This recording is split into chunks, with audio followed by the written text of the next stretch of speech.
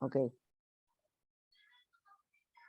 Bueno, empezamos entonces. Les voy a presentar un caso que para mí es bastante interesante y además desafiante de una paciente de la MUCAM.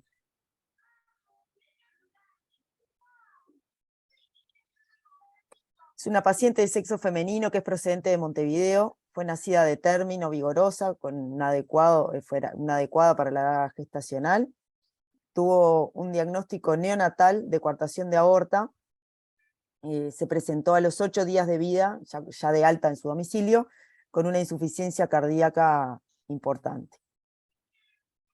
Acá les tengo una imagen para recordarles lo que es la coartación de aorta, es la reducción del calibre de la aorta, generalmente se da cercano al istmo. Esto puede suceder por algunas razones que yo luego les voy a explicar, pero lo que sucede es que se presenta como si fuera una obstrucción al tracto de salida del ventrículo izquierdo, es así como ustedes lo tienen que pensar. Entonces, ¿cuál es la etiología? Y bueno, lo primero que se plantea, esto para hacerles algunos repasos mientras vamos contando la historia, así ustedes se van poniendo un poquito más a tiro. La etiología de esto es que hay una migración de tejido o una extensión del tejido ductal, que es fundamental en la etapa fetal, que eso se expande un poco hacia lo que es el tejido aórtico. Si ustedes recuerdan, el ductus es lo que comunica las ramas, la rama pulmonar izquierda con la aorta en el periodo fetal, ya que los pulmones no tienen trabajo en ese momento. Y entonces ese tejido, una vez que el niño nace y empieza el funcionamiento de los pulmones de forma normal, ese tejido se va retrayendo y lo que hace es arrastrar un poco a la aorta consigo. Entonces, muchas veces cuando hay mucho tejido ductal dentro de la aorta, eso puede generar que ante el cierre del ductus se retraiga la aorta y generar una obstrucción a ese nivel con una reducción de calibre. Y después otras teorías que también funcionan es que muchas veces puede pasar por hipoflujo aórtico en el periodo intrauterino, por ejemplo, cuando tienen otras alteraciones cardiovasculares concomitantes. Entonces, en ese caso, lo que sucede es que el flujo del corazón en el feto decide ir más por la pulmonar y menos por la aorta, entonces la aorta se desarrolla menos y hay menor calibre. Otra cosa importante que a nosotros nos tiene que llamar la atención o que tenemos que saber, por favor, silencien los celulares porque... Ale, sos vos el hospedador, así que silenciame todo. Otra cosa que nos tiene que hacer un poco de ruido es saber el tiempo de presentación. Cuando nosotros estamos ante un paciente que tuvo que por más que nosotros lo veamos clínicamente siendo adulto y que nos dice que tiene una coartación de aorta o que fue operado una coartación de aorta, el momento de presentación es importante, porque si se presentó a los pocos días de vida, quiere decir que esa coartación de aorta era severa, que esa coartación de aorta fue neonatal, que generó síntomas y eso requirió una cirugía en el momento. No es lo mismo la coartación de aorta del adolescente que se presenta con disminución de pulso, o sea, un poco hipertenso, que bueno, le pide un eco y como si fuera casi que un hallazgo le encuentra una coartación de aorta a los 15 años. Los procedimientos van a ser diferentes, el desarrollo de la patología es diferente, y entonces nosotros como cardiólogos clínicos de adultos igual debemos saber qué fue lo que pasó con ese niño. Va a cambiar tanto la clínica como el tratamiento según el momento de la presentación. Y después otra cosa que nos tenemos que preguntar es, en estos casos nosotros podríamos habernos adelantado al diagnóstico, o sea, ¿por qué ese niño tuvo que llegar a los 8 días de vida, una vez habiéndose ido recientemente de alta, volver con una insuficiencia cardíaca, chocado, al borde de la muerte? Y bueno, hay dos cosas. Por algunas razones se está empezando a indicar muchísimo más la ecocardiografía fetal, entonces eso es algo que siempre tenemos que tener en alerta y siempre tenemos que saber que eso se puede solicitar. No se le pide a todas las embarazadas, pero sí aquellas personas que puedan tener factores de riesgo para determinadas cosas. Entonces, por un lado, un eco fetal, esto podría haberse presentado sí y no, porque como yo les explicaba, si la teoría de la retracción al cierre del ductus, podría haberse visto de todas maneras la aorta abierta sin coartación. Y lo otro es, al momento del nacimiento, que eso sí ya está instalado en todas las unidades neonatales, se hace la medida de saturación que se llama pre y postductal. Entonces, si hay una diferencia de saturación, uno tiende a pensar que si hay menos saturación en los miembros inferiores es porque está llegando un flujo que viene en realidad de las arterias pulmonares y nosotros no estamos llegando con la arteria oxigenada de la aorta hacia los miembros inferiores. Entonces, bueno, siguiendo con la historia de esta paciente, ella tuvo una cirugía de urgencia a los 9 días y fue una cirugía término-terminal. Esto también es importante que nosotros, como cardiólogos clínicos, manejemos. Hay algunas técnicas quirúrgicas que se utilizan ante la coartación de aorta. La primera de ellas, y la que más se utiliza en la actualidad, siempre que se pueda y que la anatomía sea favorable para ello, es la resolución término-terminal. O sea, se cortan los dos sectores por encima y por debajo de la coartación y se unen los cabos de forma término-terminal.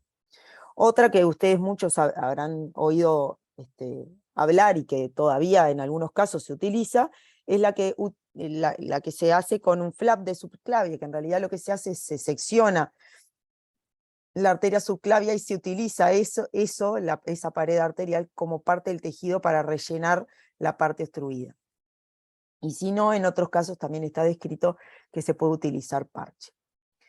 Ella tuvo una cirugía término-terminal, de todas maneras con buena evolución inmediata, pero a los 9 meses se volvió a ver que mantenía aumento de los gradientes a través de la coartación, por la cual se decidió hacer una angioplastia con balón. Para que ustedes sepan, las cirugías de coartación de aorta se hacen una vez.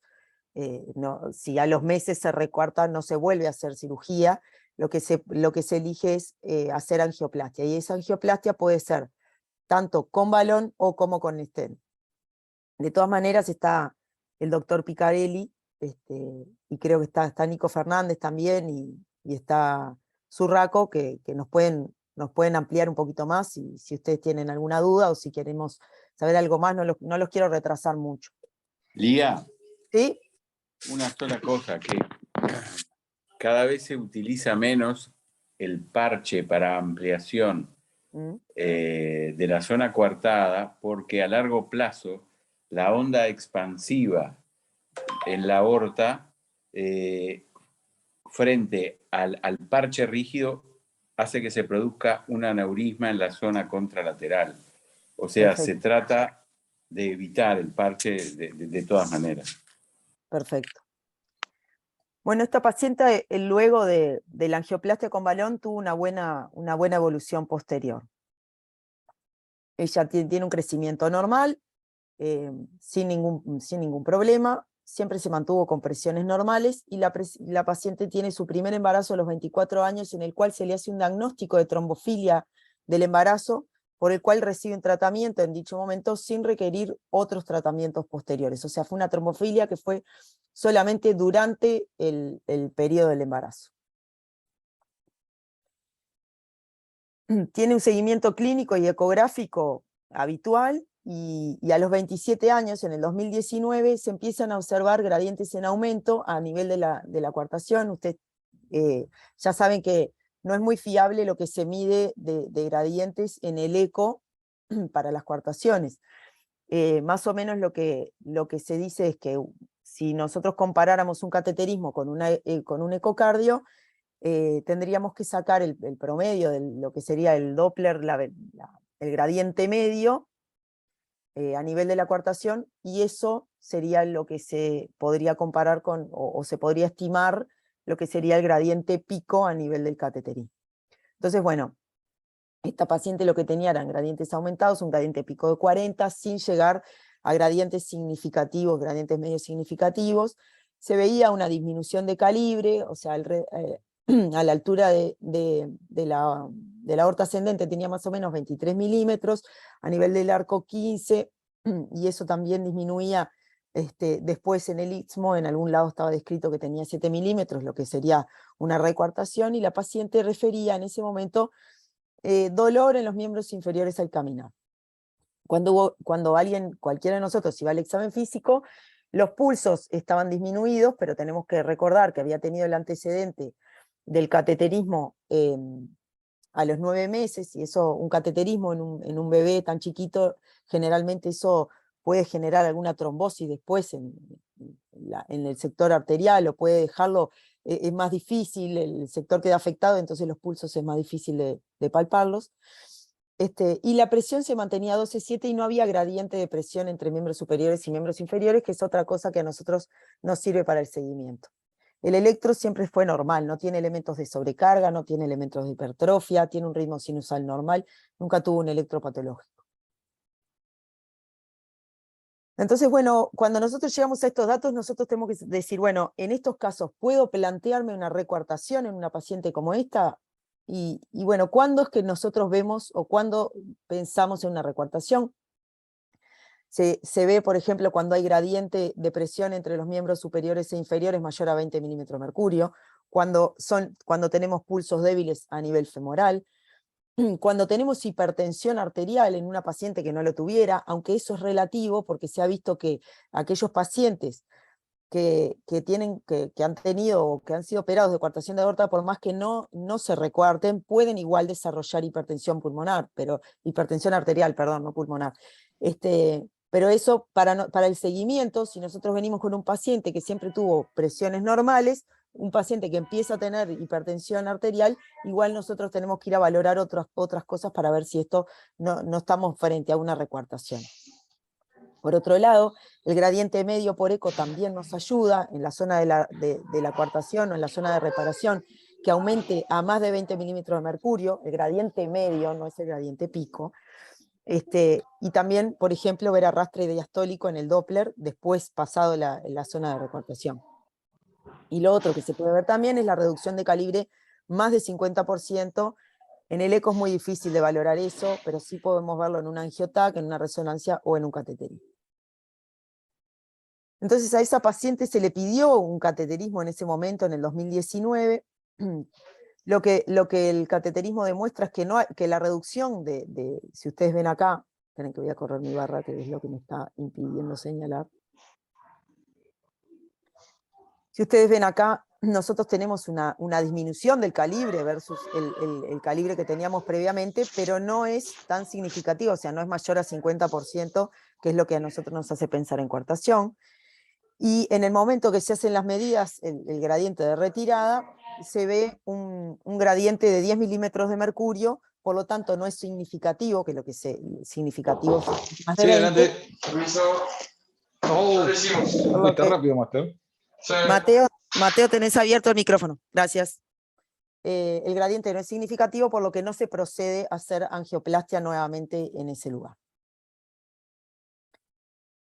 En el 2020 y junto a la pandemia, y para no ser menos, la paciente tiene a bien presentar un cuadro neurológico. Tiene consulta por un episodio, visión borrosa, desviación del ojo derecho, se interpreta una parálisis del tercer par de forma incompleta, se le hace una resonancia que demuestra una lesión isquémica aguda en el sector medial izquierdo del mesencéfalo, una tumoración de 7 milímetros en ventrículo lateral derecha adherida al septum pellucidum, que eso lo toman como un hallazgo, pero sí se hace diagnóstico de ACV isquémico y se inicia tratamiento con aspirina, clopidogrel y atorvastatina. En ese momento no se puede realizar arteriografía por difícil acceso de ambas arterias femorales, por eso mismo que yo les había explicado, que los accesos femorales se afectan cuando uno los utiliza ya desde chiquitos, ¿no? Pero bueno, entonces estamos ante una paciente que además de todo lo que ya traía, tuvo una ACV. Y en ese momento es cuando empieza a jugar lo interdisciplinario. Se plantea que esta paciente tiene una ACV secundario ¿a qué? Y bueno, ahí lo primero es, ella tiene un antecedente cardiológico, entonces bueno, ¿será que hay un hipoflujo aórtico cerebral vinculado al antecedente quirúrgico? ¿Habrá una alteración en el flujo que impida o se habrá desprendido una placa de algo en algún lugar? No parece lo más frecuente, no es la forma de presentación. Es verdad que las coartaciones de aorta pueden asociar más a aneurismas cerebrales, pero pero esta paciente no había mostrado ningún aneurisma en ningún lado tampoco, y el accidente era isquémico y no hemorrágico, o sea que también eso alejaba un poco. Es un ACV cardioembólico y bueno, se derivó a gente de especialista, electrofisiología, el doctor Mazzaferro llegó a verla, no tiene alteraciones en el electro, no tiene ni siquiera extrasístoles, se le hizo un Holter, el Holter ni siquiera mostró extrasístoles, no tiene auriculomegalia izquierda, no tiene otras alteraciones que nos puedan hacer pensar en una fibrilación auricular.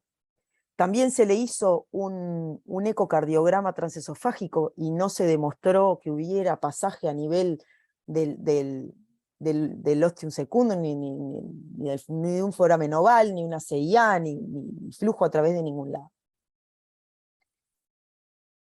Recordamos que tiene la trombofilia, entonces decimos, esto es algo trombofílico, hay que estudiarle la trombofilia, se estudia nuevamente, se descarta, no tiene elementos de trombofilia, esa trombofilia quedó como una trombofilia del embarazo, que es una entidad que existe, se resuelve después del parto, no volvió a repetir trombofilia, o sea que se descarta todos los parámetros hematológicos normales, no tiene trombofilia en este momento. Un ACV isquémico independiente de los antecedentes de la paciente. Bueno, eso ya es una cosa muy alejada. Quiero destacar que yo invité tanto a la doctora Díaz como a la doctora Camejo. La doctora Camejo fue la que la vio, la neuróloga, y hoy me avisó que no se podía conectar, pero que ella quería que yo dejara bien explícito que el territorio del accidente cerebrovascular era bien típico de cardioembólico, y que eso nosotros teníamos que seguir tratando de investigar, porque para ella eso, con su experiencia, esto era cardioembólico. A mí, sinceramente, todavía me quedan las dudas, obviamente que no voy a poner en tela de juicio lo que diga la doctora Camejo, que es una eminencia, pero me costaría creer, o sea, si no tiene shunt por ningún lado, me costaría creer que esta paciente puede hacer una FA como para hacer un trombo y que ese trombo se impacte en el cerebro. Y lo que nunca se puede terminar de descartar es la opción de paciente con mucha mala suerte, que generalmente a mis pacientes les pasa, por eso es un concepto que yo manejo.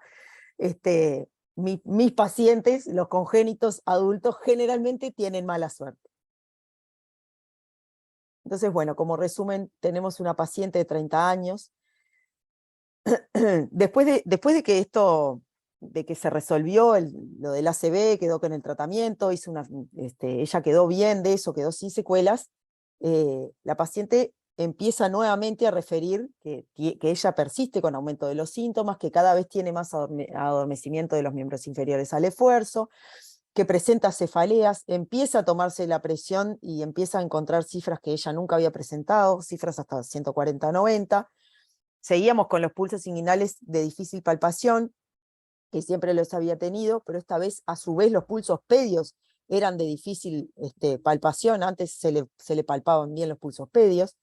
Entonces, bueno, con todo esto empezamos a investigar un poquito más y decidimos hacerle un ecocardiograma un poco más artesanal. No le pedimos un ecoestrés, sino que le hicimos, la estresamos nosotros con una escalera, y en realidad la paciente,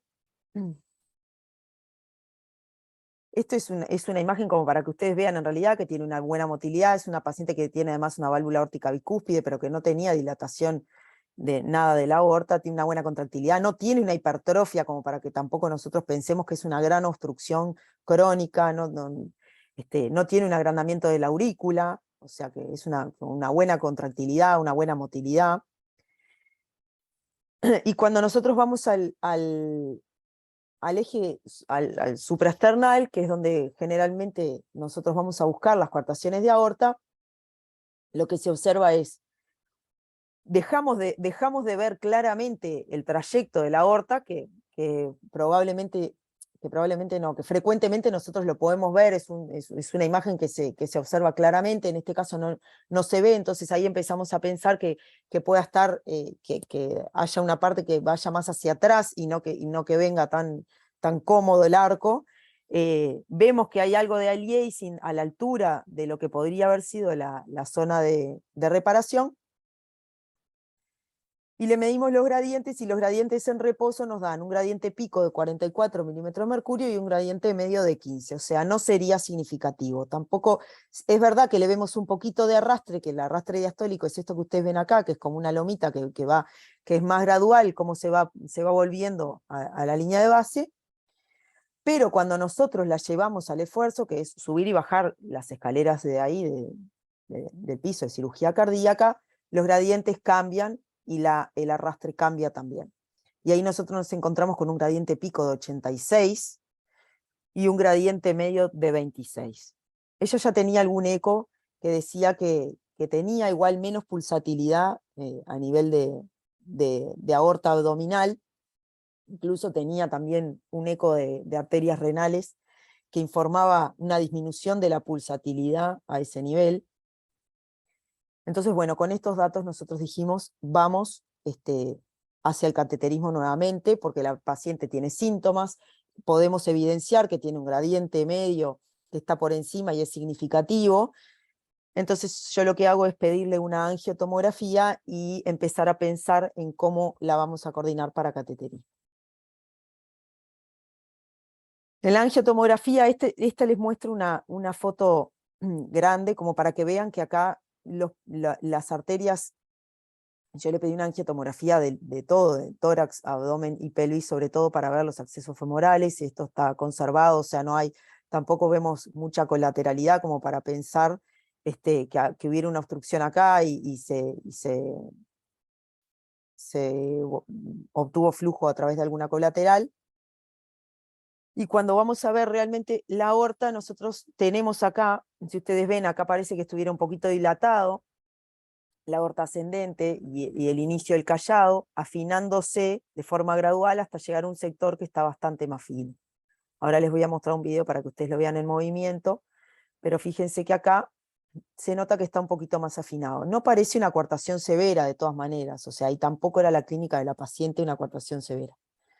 Pero bueno. Ay, no me digan, a ver, este es el video. Ah, sí. No sé si tienen alguna duda hasta acá o quieren hacer alguna pregunta.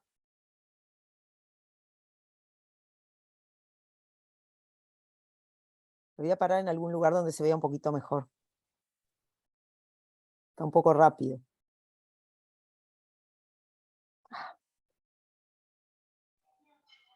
Diría, yo quería hacer una pregunta. Sí. Mazaferro para todos Sí, sí, sí, los sí. que no me conocen.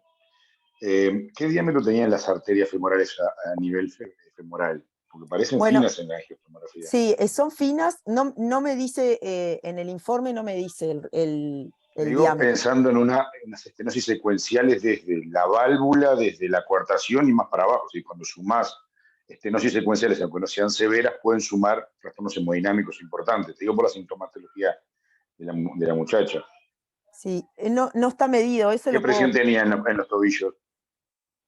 No, en realidad ella nunca tuvo gradiente, y esas dos medidas que ella tiene que ella fueron ambulatorias, porque ella sentía cefalea, consulta y le toman la presión 14,9, no le tomaron en miembros inferiores. Las veces que yo la controlé en policlínica siempre tuvo 12,7 y no tenía gradiente. Pero estamos de acuerdo que esa hipertensión es causa de la cefalea, ¿no? La cefalea no tiene nada que ver con esa presión arterial. Ah, no, claramente, esto No, es y el tema es, cefalea. te voy a hacer una pregunta de ignorante. Durante el estrés que le hicieron ustedes, Sí. ¿alguien le tomó la presión durante el estrés en los miembros inferiores a ver qué caída tenía de presión? No le tomamos. Porque buscando por qué le tiene esa Hubiera sido bueno. sintomatología, pensando en que los síntomas de los miembros inferiores, si hay una caída de presión dinámica durante la actividad física. Ella reprodujo síntomas a la subida de la escalera. Es más, ella dejó de subir la escalera porque dijo, se me duermen las piernas. Y ahí, en realidad, lo que hicimos fue acostarla para hacerle el eco inmediato. Por eso te digo, fue algo bien artesanal, una prueba de pasillo, pero que es útil para nosotros porque reproduce lo que le pasa a ella todos los días. Y habitualmente se toma presión en ejercicio o se satura los miembros inferiores durante el ejercicio para ver si hay caída dinámica allá de la anatómica, ¿no? No, Sí, ignorante, te pregunto nomás, ¿no? sí, no, en realidad no se hace, o sea, se podría hacer, pero no se utiliza. No sé si existe o si tiene un valor, pero No, pensando en por qué tiene para mí, síntomas y no tiene una estenosis severa.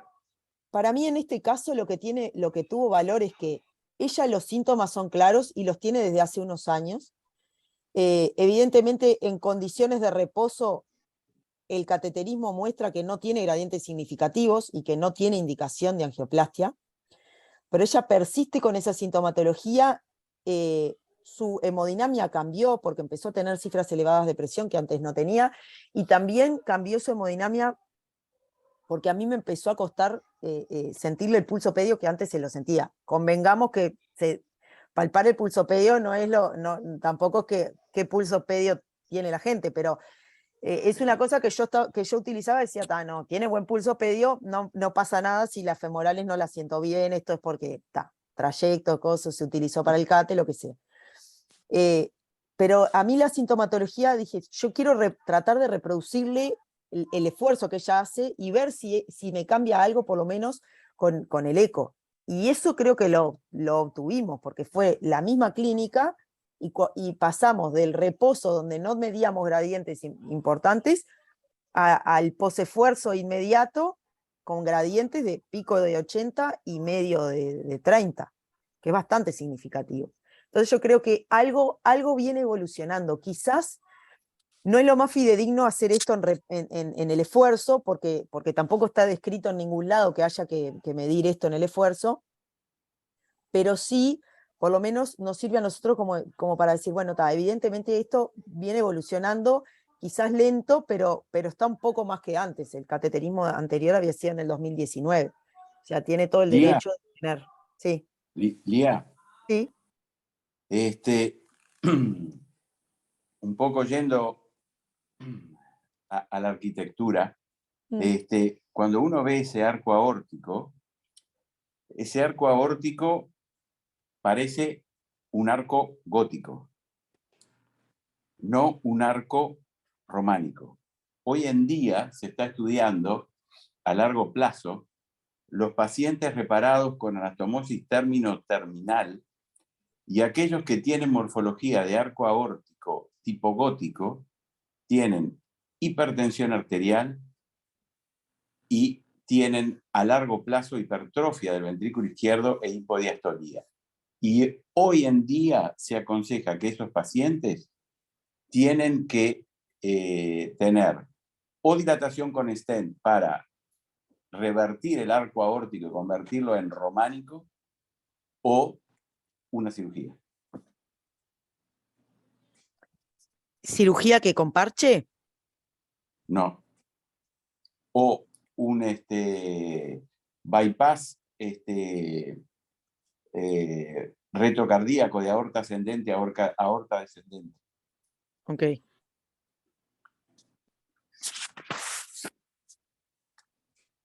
Bueno, entonces,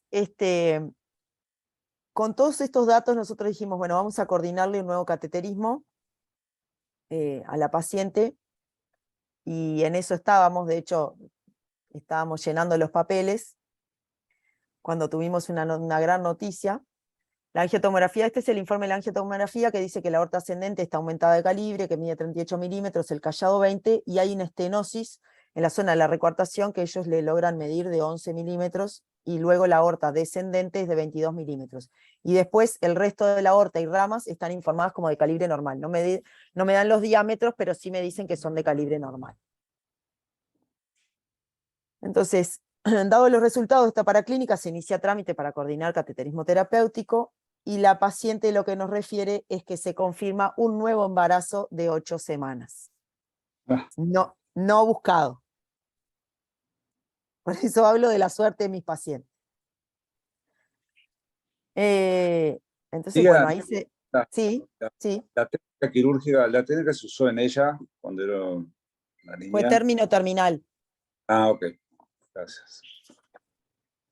Entonces, bueno, esta paciente se discute en un Ateneo primero entre nosotros. Después tenemos una colega que está haciendo un fellow de cardiopatías congénitas del adulto en España, y también se interesó por el caso y consultó en su lugar. Y en realidad llegamos a la conclusión que por ahora íbamos a hacer seguimiento clínico, vamos a tener una conducta expectante según cómo vaya evolucionando esta paciente, con controles obviamente estrechos. y ver si en algún momento es necesario, quizás un poco más avanzado en el embarazo, hacer un procedimiento terapéutico. Desde que está embarazada, normalizó las cifras tensionales, no ha tenido más cefalea, se curó de la coartación, no ha vuelto a presentar cifras elevadas de presión, así que por ahora estamos a la expectativa de esto. Lía, una ¿Sí? pregunta. ¿Sí? A mí lo que me preocupa no es esto, es el problema del infarto cerebral que tuvo. Si Sí. decís que tuvo una trombofilia del embarazo, que ahora está embarazada, y la neuróloga plantea que es un cardioembólico, y esta señora está anticoagulada ahora. La señora no está anticoagulada, pero vos la viste en Policlínica, y vos Sí. una de las cosas que pusiste también, y yo estoy de acuerdo con eso, es que yo no le veo no voy a anticoagular a una paciente porque piensa que puede ser, o sea, porque cardioembólico de qué, no es por Jun. No, te digo porque, a ver, hay una cosa que Alejandro tiene también muchísima experiencia y puede darnos un dato. Hay unos estudios ya hechos hace un tiempo, que los hizo, creo que se me fue Medtronic, sobre el ACV en el paciente joven con registro de eventos. Y en esos pacientes, hasta un 35-40% se le encontraba una enfermedad paroxística y no tenía anatomía de tener una aurícula patológica. Te digo porque en esta Bien. paciente, yo no conocía todo el resto de la historia, pero no es Claro. de descartar en algún momento, por lo menos, quemar esa Sí, posibilidad. la neuróloga hoy me lo volvió a plantear, me dijo, hay que hacerle un registro de eventos. Porque ahora los neurólogos están con ese tema también muy arriba, y yo trabajo con Camejo, también otro mutualista, y Sí. estamos viendo un poquito el tema ese, porque digo, ya en esos estudios de Medtronic, ya de los viejos Reveal, ya lo veían en ACV en paciente joven, y es un tema que en esta muchacha, ahora que está cursando este embarazo, que ya tuvo una trombofilia, que tiene una ACV, ahora yo no sé qué riesgos tiene de una ACV ya por la propia trombofilia que había Bueno, tenido no, antes, y la tiene de nuevo ahora. no, te cuento que la que me llamó a decirme que nuestra paciente estaba embarazada fue Lilian Díaz, y que me quedara tranquila de que ahora no tiene trombofilia en este embarazo, que viene bárbara, que ahora no tiene trombofilia. Se curó de todo. Bien. La verdad Lía, que sí. No, hay algo que llama la atención. Digo, en el embarazo te aumenta el gasto cardíaco de 40 a 50%. Teóricamente Sí. tendría que tener más gradiente e hipertensión. Eso es rarísimo. Exactamente, es otra cosa que yo digo que por eso lo destaco ahí. O sea, no volvió a tener cifras Pero elevadas ya de desde esta presión. etapa del embarazo. Sí. Iba a decir, ¿no es en el tercer trimestre esto? Por eso, no es muy precoz el embarazo. Ah, no, pues todavía no duplicó el gasto, no, todavía no, por eso te digo, o sea, esto dentro de las perspectivas está el tener un control totalmente estrecho. Obviamente esta paciente tiene mi celular, nos escribimos todas las semanas, ¿Cuánto vamos tiene de viendo, embarazo?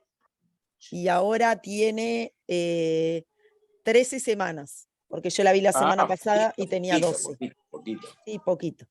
Sí, es todo Lía, el nuevo. tema que, el control del embarazo va a tener, pero el tema de la coartación no es un problema, pues lo puedes hacer cuando vos querés. El tema es que no tenés ningún control sobre la probabilidad de la ACV que tiene. No, y de hecho tampoco sé qué pasa con el tratamiento del ACV, porque ella estaba con cardioaspirina Sí, 100, pero viste que los neurólogos te ponen 325 en vez de 100, no les gusta el 100. por eso. Te digo Ahora porque ella, me cambian siempre los... lo sé, ahora ella estaba con 100 y yo le dije, más de esto no, porque además de todo, que vos tenés todos los problemas que tenemos, el niño tiene más chance de tener cardiopatía, no, encima no le vamos a cerrar el ductus, ¿no? Claro. Pero eso es como... Ella está haciendo todos los controles, o sea, está con control ginecológico. Yo entiendo eso que me decís, creo que sí se beneficiaría de un registro de eventos. Obviamente lo vamos a hacer después, ahora no. Lía, Entonces, sí. no, es muy interesante eso que comentabas recién con Mazaferro, porque hay toda una tendencia a un desarrollo, capaz que Basaferro nos puede instruir más de eso, que ya los registros de eventos que se sigue usando en Uruguay es algo que ha quedado anticuado. ¿Por qué? Digo, la posibilidad de FEAs paroxísticas en una mujer que tiene hipertensión, digo, para tener una coartación tiene su estatus anatómico para tener fibrilaciones auriculares, porque debe tener una aurícula grande, o puede llegar a tenerla ahora, y cada vez hay dispositivos más pequeños y que uno puede tener más tiempo dentro del cuerpo, más allá de una semana o más, mucho más, que pueden detectar alteraciones del ritmo cardíaco que pueden llevar a esta trombofilia, ¿no? O sea, perdón, a situaciones de detectar episodios paroxísticos de FA, que como todos sabemos puede ser paroxístico y ya con eso embolizar. Porque si no, la otra causa que queda de accidente vascular es la trombofilia, que como casi siempre, que me perdonan los hematólogos, quedamos en la nebulosa de si fue eso o fue otra cosa, ¿no? Por tanto, creo que lo más grave que tiene, así como está su coartación, creo que lo más grave que tiene es por qué a tan joven edad hizo un accidente vascular isquémico, ¿no? Sí, totalmente. La doctora Lilian Díaz fue contundente con esto. Ahora no tiene trombofilia. O sea, no la tiene. Ahora no tiene nada. Por eso te Es decía, una... Elía, de priorizar la otra parte. Si, Y bien, bueno, Ariel, yo te decía que los registros de eventos que yo te decía no son los que se usan acá semanales, sino son los implantables, que hoy tenemos una vida útil de 36 meses implantados y son compatibles con resonador magnético hasta de 3 Tesla. y Yo pensaba eso en eso más que en una... se va, eso cómo lo coordino yo. O sea, ahora se le puede... Lo coordinamos en el ISI, se implanta a nivel subcutáneo sin necesidad de radioscopía. Pero eso no es financiado por el fondo. No, eso no es financiado por el fondo, pero más o menos tengan en cuenta que el costo del dispositivo, habría que hablar con las marcas, es complicado porque hay que coordinar porque no los traen generalmente, pero no está más allá de los $1.000 y pocos el dispositivo más lo que sea el implante. No es un dispositivo que valga $10.000, es un dispositivo Está, relativamente barato de una implantación ambulatoria con anestesia local y sin radioscopía. perfecto. Bien. No, obviamente es una cosa que ya se la voy a empezar a plantear, ¿no? Pero bueno, dentro de las perspectivas que yo quise manejar para que vieran cómo estamos con esta paciente, es mantener los controles estrechos cardiológicos y ginecológicos. Una de las cosas que nos fue recomendada fue hacerle el Doppler de arterias uterinas en cada trimestre. Hasta ahora lleva un control y el Doppler dio normal, dentro de rangos normales. Referir que puede tener un parto vaginal. Son pocas las cosas, las situaciones en las pacientes con cardiopatías congénitas en las que se decide o en las que se prefiere que el parto sea por cesárea y no vaginal. Y Lía, sí, Lía, en las obstrucciones al corazón izquierdo, en general se recomienda cesárea. bueno, ayer estuve haciendo un gran repaso de esto y ni siquiera en las guías, no, en las guías de cardiopatía y embarazo, por ejemplo, no lo refiere, o sea, refiere como un alto riesgo materno, pero dice que es preferible un parto vaginal con anestesia en el parto, en el periodo en el periodo previo al expulsivo. No son mis datos, pero bueno. Bueno, está, pero después yo te paso los míos, Dante. Yo te paso los míos. Está bien. No, igual fue una de las cosas que fui a buscar y la coartación de la que hablan generalmente, porque es una cosa que yo ahora en el repaso de temas les quiero mostrar, no hay cosas específicas o sea, de coartación que no sean severas. Entonces yo creo que esta paciente particularmente, si vamos a ella en perspectiva, yo creo que ella puede tener un parto por vía vaginal. Pero bueno, por ahora ni siquiera puedo empezar a pensarlo, porque todo también tiene que ver el tema de la presión, tiene que ver, hay una cantidad de cosas, tiene que ver qué ganas tiene el ginecólogo de tenerla.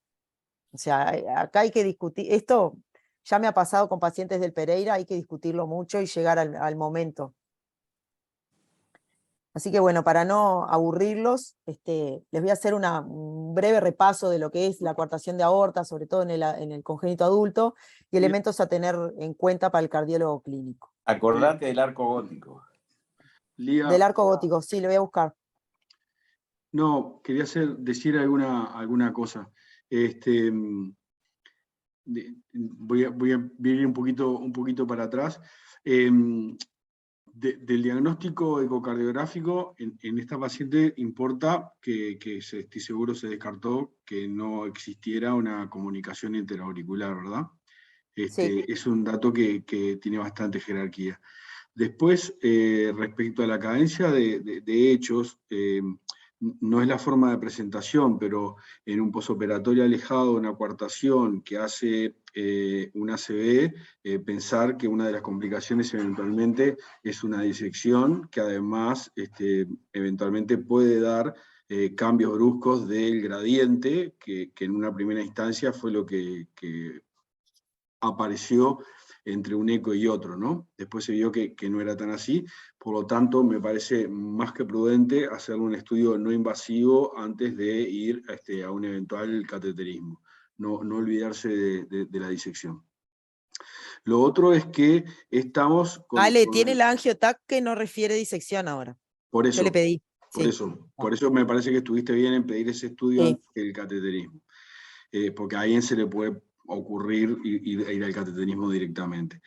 Lo otro es que estamos en el capítulo que ahora, yo no soy muy amante de las mnemotecnias, pero bueno, ahora estamos leyendo en varios lados de los ESUS, ¿no? De los accidentes, los strokes embólicos de origen desconocido.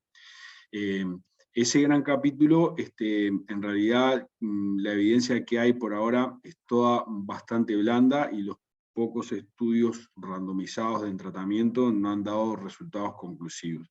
Pero hay alguna cosa que sí está acordada, que es en los ESUS con factores, con estados de la coagulación, situaciones protrombóticas, van a la anticoagulación.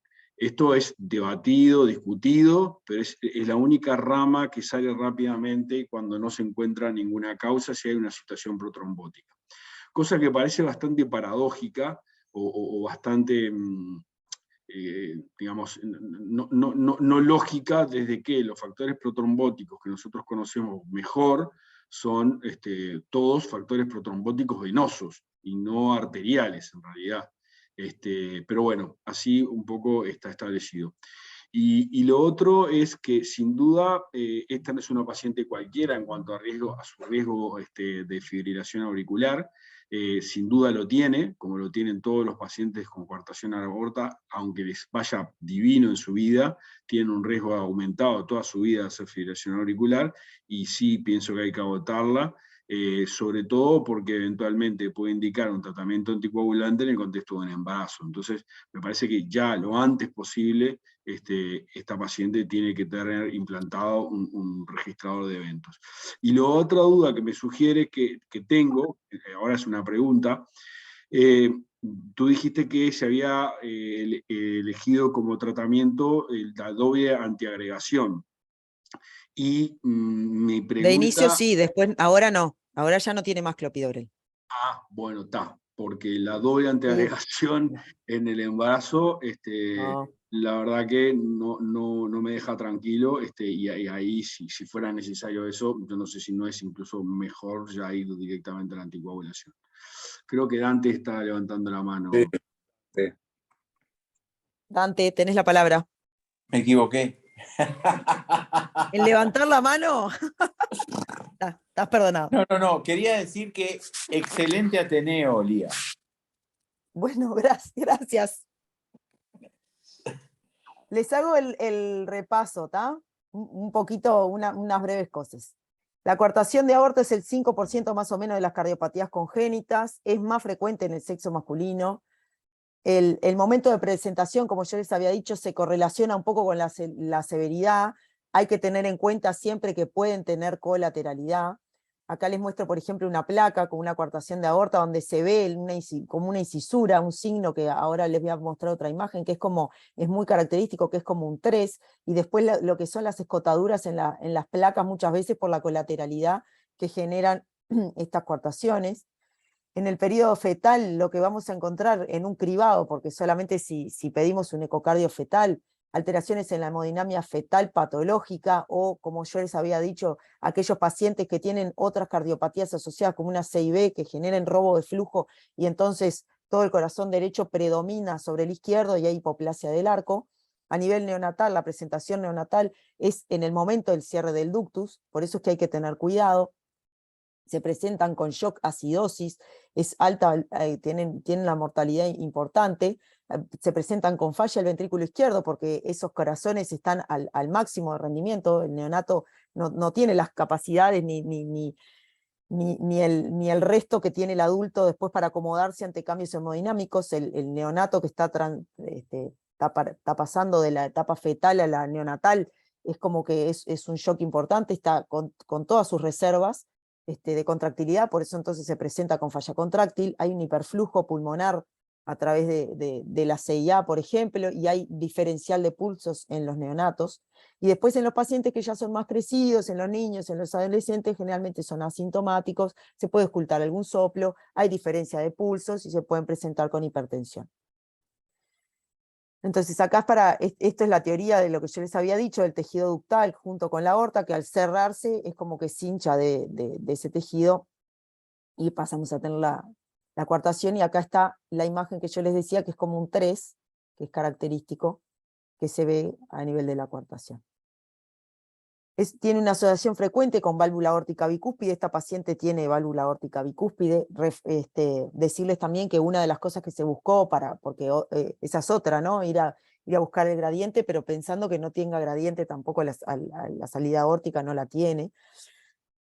La coartación de aorta también se puede presentar como parte de la tríada de John, es coartación más estenosis aórtica, estenosis mitral. Es un cuadro totalmente diferente, pero digo, también tener en cuenta que hay que ir a buscar esas cosas. Y esto es un poco un esquema de lo que es el manejo. Este está en la guía de la Europea 2020 de congénitos, que bueno, sobre todo se basa en, ¿tiene hipertensión sí o no? Si tiene hipertensión, bueno, tiene un gradiente mayor de 20 entre miembros superiores e inferiores. Sí, bueno, o en ese caso, si lo tiene, hay que ir ya al intervencionismo. Si no lo tiene, bueno, pedirle una imagen. Tiene más del 50% de reducción de calibre, sí, bueno, intervención. No, bueno, hay que seguir mirando, hay que hacer tratamiento conservador. Lo mismo en el caso de que no tenga gradiente, pero sí tenga mayor disminución de calibre mayor a 50%, también se puede llegar a pensar en intervención. No se me aburren, que queda poquito. Pensando sobre todo en cardiopatías congénitas y embarazo, que es un tema que antes ni se veía porque las pacientes ni siquiera llegaban a la adultez y mucho menos a embarazarse, ahora llegan tenemos un temita complicado ahí. Entonces, una de las cosas que nosotros tenemos que ver cuando hay una paciente con cardiopatía congénita y embarazo es valorar el riesgo materno por un lado y valorar el riesgo fetal por otro. Entonces tenemos que entender que los cambios hemodinámicos durante el embarazo son la disminución de las resistencias vasculares periféricas, porque viene todo el flujo placentario, y por otro lado el aumento del gasto cardíaco. Entonces, el riesgo materno principalmente en madres con cardiopatía congénita van a ser, hay varios scores, hay como 3 scores, está el CAPREG, está el SARA y hay otro de la OMS también, pero parámetros importantes que nosotros tenemos que pensar es cuándo una paciente con cardiopatía congénita puede tener mayor riesgo de mortalidad o de eventos cardiovasculares importantes, relevantes durante el embarazo, y bueno, si tiene una FEI baja, si hay obstrucción del corazón izquierdo, como mencionaba Dante, pero con una válvula mitral menor a 2 centímetros, una aorta menor a 1,5, un gradiente pico mayor a 30, un evento cardíaco previo que haya tenido insuficiencia cardíaca, AIT, ACV, arritmias, una clase funcional en realidad debería ser mayor o igual a 2. Entonces, según la cantidad de puntos que le damos a esto, podemos tener un porcentaje de riesgo de 4, de 27 o 62%. Esta paciente nuestra tiene una cantidad de cosas, pero me parece que en este momento nosotros no estamos ante una paciente que tenga una coartación severa. Y entonces eso también hay que relativizarlo, hay que ver cómo sigue. La clínica para mí en estos pacientes ayuda mucho. Yo tengo poca experiencia, pero la experiencia que más he obtenido increíblemente es en el hospital de clínicas con este tipo de pacientes, he tenido que tratar varias pacientes con cardiopatías congénitas complejas y que se han embarazado, y en otro tipo de situación, y realmente un poco me he dado cuenta que la clínica de cómo se van presentando estos pacientes te da tiempo, no es una cosa que no se pueda pensar. Por eso es lo más importante de todo para mí, es el control estrecho de estos pacientes. Acá tenemos las otras dos tablas, pero como yo decía hoy, o sea, lo proponen como, en este caso, por ejemplo, la obstrucción del corazón izquierdo mayor a 50, o severa obstrucción, o sea, le ponen una clase 3 o una clase 4 cuando tienen severa obstrucción. Lo mismo con la coartación. Cuando habla de coartación severa. En ningún momento dice, bueno, esa coartación dubitativa que tenemos, no, acá todos los parámetros son para las cosas severas, severa de recoartación, que no es lo que nosotros tenemos acá en esta paciente, porque aparte en la angio también se ve. Entonces, tenemos que saber que en la coartación aorta, en la paciente embarazada, vamos a tener mayor riesgo de enfermedad, de estados hipertensivos del embarazo, cualquiera, hasta la preeclampsia, eclampsia, todo, y siempre el tratamiento de elección tiene que ser los betabloqueantes, que podemos tener disección de aorta, podemos tener rotura de aorta, podemos tener rotura de aneurismas cerebrales. Todo esto también hay que valorarlo, y obviamente esto va a ser mayor, salvo el estado hipertensivo del embarazo, que se puede dar en cualquier momento, lo otro va a ser cuando el embarazo esté más avanzado. Y el riesgo fetal en madres con cardiopatías congénitas, estos que yo puse son globales. Para empezar, está más riesgo de aborto, más riesgo de parto pretérmino, más riesgo de restricción del crecimiento intrauterino, y después también de cardiopatías en el feto. Haber tenido una madre con cardiopatía ya es un factor de riesgo para el feto para tener cardiopatía congénita. ¿Cuándo indicar la contracepción? O sea, ¿cuándo no recomendar o decirle a estas pacientes que no se tienen que embarazar? Y bueno, por ejemplo, en los síndromes de Marfan con dilatación de la aorta, con una válvula aórtica bicúspide con una obstrucción mayor a 50, no, en los casos de válvula aórtica bicúspide, perdón, y Marfan más de 50, una dimensión de aorta muy grande, un síndrome de Turner con un índice más de 25, o sea, hay varias cosas. No en el Ehlers-Danlos, no en pacientes que reciben antiplaquetarios, pero después está todo lo que es el Eisenmenger, está contraindicado. La hipertensión pulmonar severa debería ser una indicación de contracepción. Bueno, esto era, sin querer aburrirlos mucho, le di un poquito más rápido, porque eso, cada uno, si le interesa, también lo puede ir a leer, es simplemente saber a dónde ir a buscarlo. Pero bueno, no sé si tienen alguna duda, si quieren repasar alguna cosa más. Espero que les haya gustado.